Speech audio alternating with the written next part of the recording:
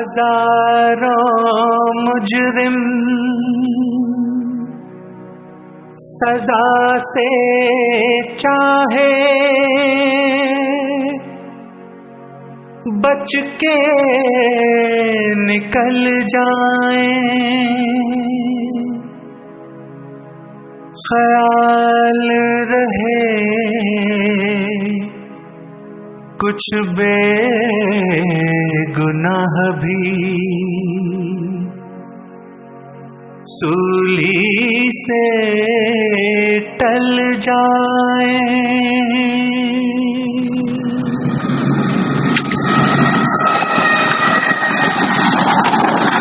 मैं मार डालूंगा तुझे।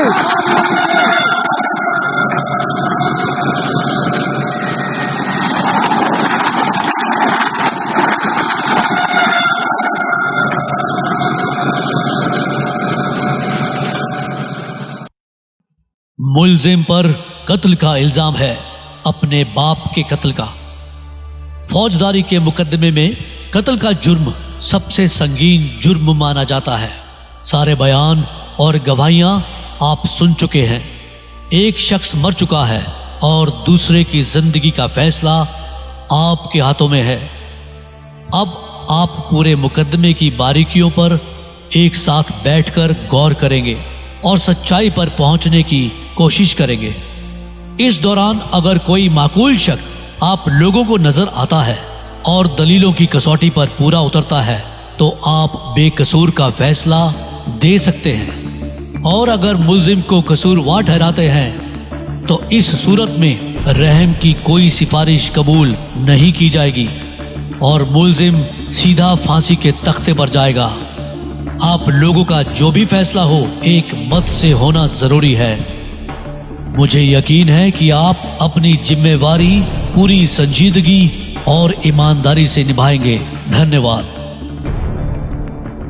मैं बाहर साहब, आपको जब भी किसी चीज की जरूरत हो आप दरवाजा खटखटा दीजिए, मैं यहाँ हाजिर हो जाऊंगा। आप इन लोगों को बता दो जब तक कार्रवाई पूरी ना हो जाए कोई किसी से मिल भी नहीं सकता, ना कोई बाहर जा सकता है और ना ही कोई फोन पे बात कर सकता है। मैं बता चुका हूँ। ठीक है सर, थैंक यू।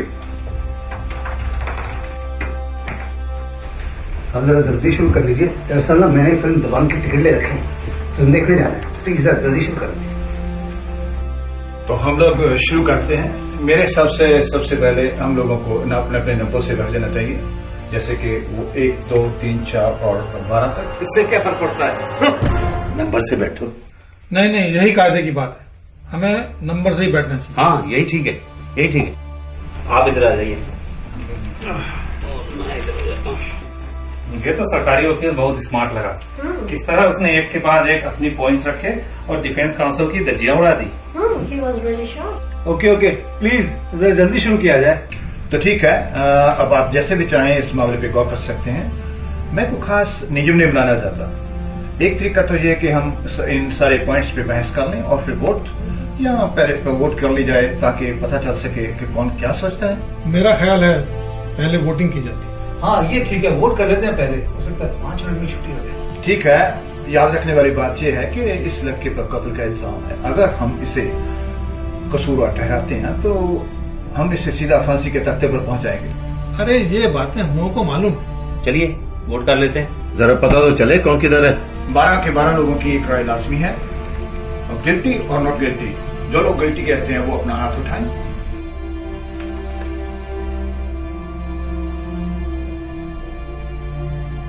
एक, 2, 3, 4, 5, 6, 7, 8, 9, 10, 11 गिल्टी और नॉट गिल्टी।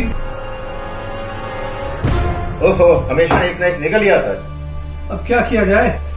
मेरा ख्याल है बातचीत। सुनिए, क्या आपको वाकई लगता है कि वो लड़का बेकसूर है? मुझे नहीं पता। जनाब आप कुछ कायदे की बात कीजिए। आप भी हमारे साथ अदालत में मौजूद थे, आपने भी वो सारा कुछ सुना है जो हमने सुना है। वो आदमी एक खतरनाक कातिल है, ये आपको मालूम नहीं है? आदमी? उसकी उम्र सिर्फ 19 साल है। अरे हाँ हाँ, 19 साल भी बहुत होते हैं। वो कोई नासमझ बच्चा नहीं था।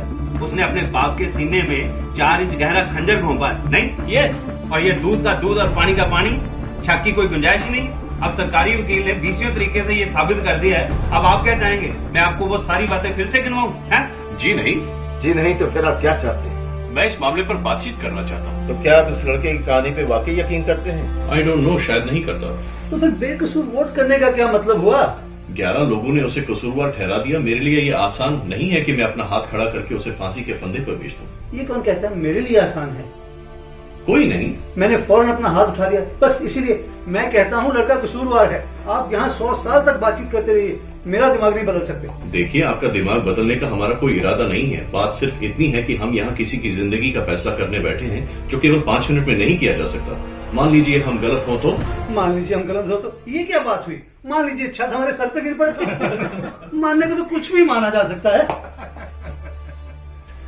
एक लड़के की जिंदगी का सवाल है जिसकी अब तक की सारी उम्र ठोकरें खाती गुजरी, तकलीफें सहती गुजरी, दुनिया भर की दुत्कार मिली है उसे। उसकी परवरिश एक गंदे इलाके में एक निचले तबके में हुई है।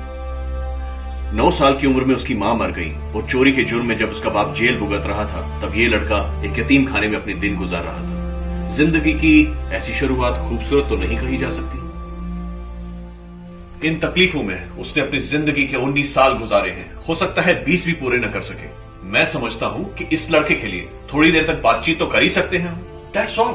सुनिए मिस्टर, इस मुलजिम के ऊपर मुकदमा बड़ी सच्चाई और ईमानदारी के साथ किया गया, और एक मुकदमे पे कितना खर्च होता है मालूम है आपको? और ये तो इस लड़के की किस्मत अच्छी है कि सरकार ने उसे एक अच्छा सरकारी वकील दिया है, और फिर हम भी बच्चे नहीं हैं। क्यों? मैं लोगों को अच्छी तरह से जानता हूँ, इनका किसी बात का भी यकीन कर लेना बेवकूफी है। इन सालों की तो सारी की सारी कौम ही झूठी। आप क्या समझते हैं सच क्या है? इस बात का इल्म सिर्फ आपको है? अरे आपने सजाए का ठेका ले रखा है क्या? ठेका? What do you mean? मुझे नहीं लगता इस किस्म की बहस की जरूरत है। यहाँ तक मेरा ख्याल है हमसे अच्छे व्यवहार की उम्मीद की जाती है। अगर बहस करनी है तो उन सबूतों के बारे में बहस करो जो मुकदमे में ऑलरेडी पेश किए जा चुके हैं। पूरे मुकदमे की फाइल की एक कॉपी आपके सामने है ताकि आप इसको बीच बीच में देख सकें और सिर्फ सबूतों और तथ्यों के आधार पर ही चर्चा करें।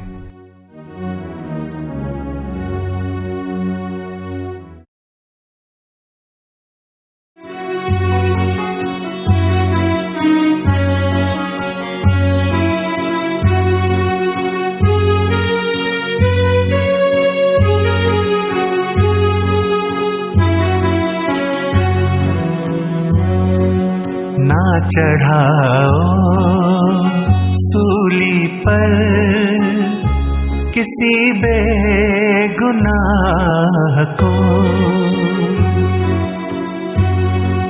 ना चढ़ाओ सूली पर किसी बेगुनाह को। नहीं उसके पास कोई, नहीं उसके पास कोई जगह पनाह को।